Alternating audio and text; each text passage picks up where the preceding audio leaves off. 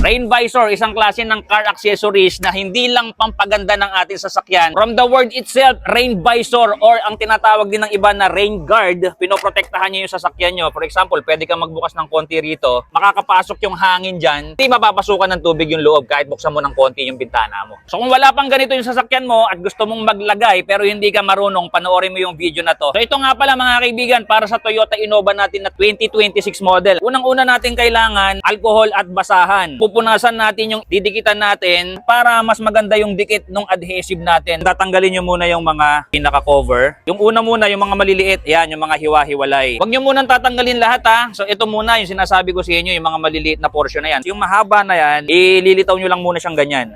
Ganyan ha. Kasi in case halimbawa na magkamali ka ng dikit, madali mo pa rin siyang tanggalin, hindi pa rin nakadikit lahat. Pag okay na, so yung isang part, dikit natin siyang ganyan, pati rin dito. So dikit na siya.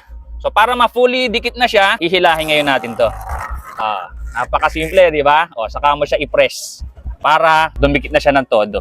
Tingnan nyo yung pagkakadikit natin, no? Saktong-sakto hanggang dito sa taas. O. Pati rin dito mga kaibigan, nasakto natin, no? Hindi siya sumobra, hindi siya nagkulang. Dito naman tayo sa second na pintuan. Ito na muna yung tatanggalin natin yung mga maliliit. Yan. So ililitaw lang natin tong pinakakonte. Yan. So kung sa tingin niyo pantay na, ayan, napagpantay ko na. So siyempre, idikit mo na yung yung gilid, tapos hilahin mo na to para ma-fix mo na. Kaya rin na natin ikabit. Tingnan niyo mga kaibigan, pantay na pantay. Oh.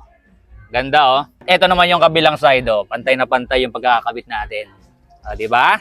Wala pang halos 500 pesos. Kompleto na yan, no? Pang-apat na bintana na yan. So kung gusto nyo rin bumili ng ganito ha, especially dito sa Toyota Innova 2026, share ko na lang yung store nito kung saan ko nabili dyan sa Yellow Basket. I-browse nyo lang yan mga kaibigan, meron sila sa lahat ng mga sasakyan.